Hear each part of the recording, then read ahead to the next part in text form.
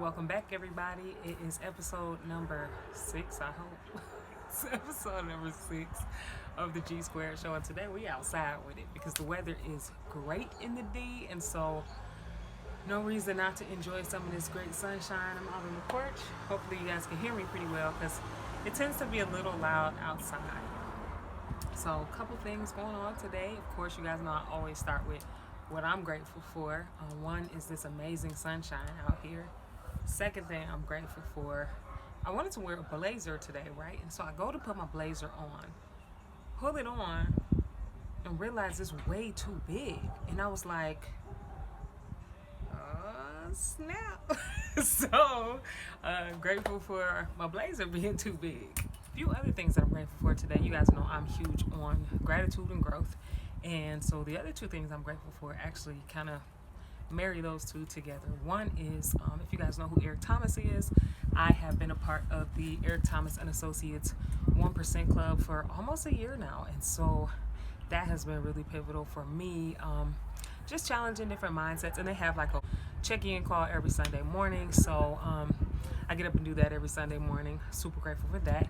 Also today just started something called the Rise Up Challenge with Pete Vargas, and huge group of dynamic motivational speakers focusing on a lot of different areas of growth, from financial to spiritual to health, wealth building, business, spiritual, all kind of rolled up in like a big 20-day challenge.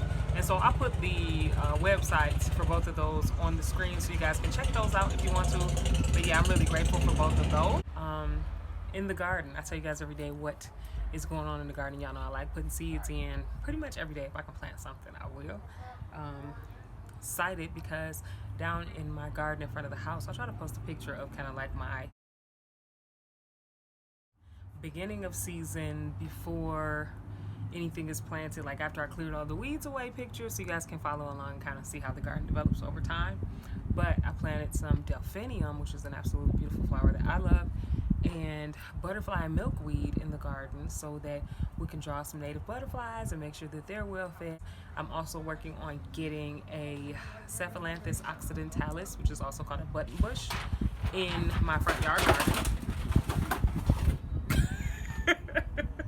I'll make sure to record when I get the button bush in the garden, once I plant it and everything, so we can see how it does.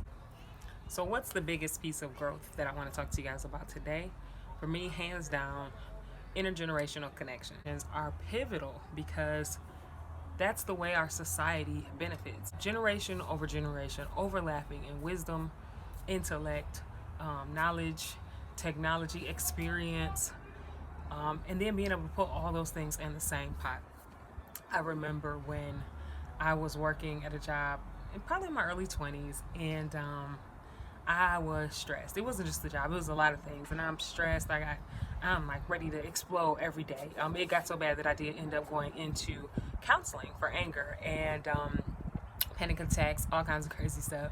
And I remember just talking to an older woman that I trusted, who probably, at least if I was in my 20s, she was about 50 years my senior. Okay, 50 years my senior. And I'm like, I'm upset about this, I'm upset about that, and I'm upset about this, and I'm upset about that.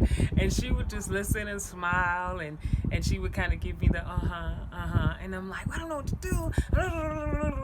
And that's about how it would come out. And one day I'm frustrated with my job, and they don't this person, and this is, and she started laughing, and I said, how can you be laughing at a time like this? And she's like, you wear your job too tight. That's exactly what she said to me. She said, you wear your job too tight. And I'm like, what are you talking about? And she goes on to tell me how, she's like, I love my job, I love what I do, but I take this off.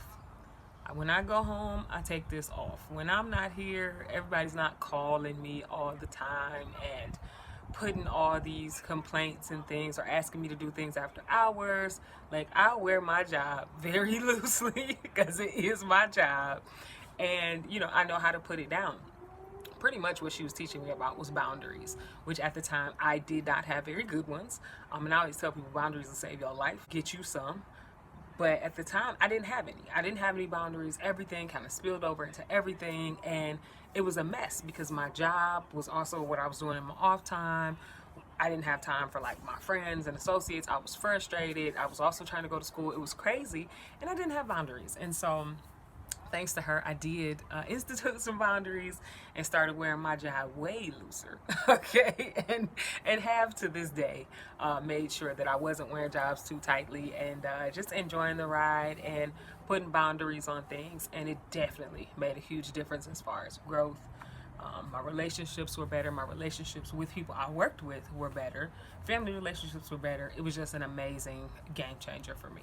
Another great benefit to intergenerational connections is definitely for me, working with young people. They've taught me so much about just compassion, about respect with young people. I do a literacy tutoring program for elementary school children at the elementary school I actually went to as a kid. So that's been a great full circle kind of give back situation. And what I've learned from that so much is that children definitely rise to the occasion when they have consistent positive interaction. Like, I mean, everybody, every adult, every child has not done well in areas, but that doesn't mean there's not room for improvement.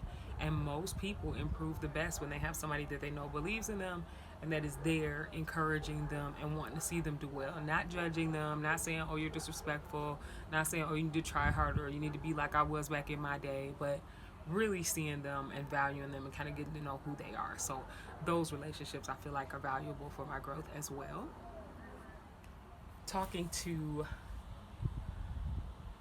another set of intergenerational connections that I absolutely value is my young adult connections, young people who are, graduate from high school, college age, that I usually will talk to about, ways to encourage my kids. What things do I need to be looking out for? What things do I need to be doing to encourage them? A lot of young adult men have been pivotal for me in just giving me advice on things that would encourage my son, things to avoid doing so as not to discourage him, whether that be academically, emotionally, mentally, and just kind of allowing those voices, allowing them to speak into some of the things that I do as a parent, as a mentor, just as a person. I like to get reflective perspectives from them, asking them, okay, when people handle things like this with you, how do you feel about that? Or how does that make you feel? What makes you feel supported? What makes you feel like you want to open up to people or maybe pull back and close up? What can some of the older adults do in your life that will help you to kind of open up and, listen in? And I think the biggest thing that I've heard from every generation is communicate. Young people want you to communicate with them. Our elders want you to communicate with them. Our young adults want you to communicate with them. Our middle agers want you to communicate. Now, everybody may have a different idea of how that communication should be done. And so I think that's the pivotal piece of connection, because when you can connect to multiple generations, then you have experience with a lot of different connective languages. And I think that makes the major difference in any community, any movement, any connection space, any relationships. So yeah, I think that's it for today. I think that's it on intergenerational connections for me, at least for right now. Hopefully you guys are working on some intergenerational connections that you want to improve or even begin to improve your relationships. It's never too late. It's never too late to improve. It's never too late to connect. It's never too late to build something that you value.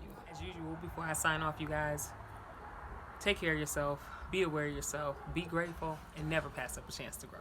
All right, I'll see you guys tomorrow.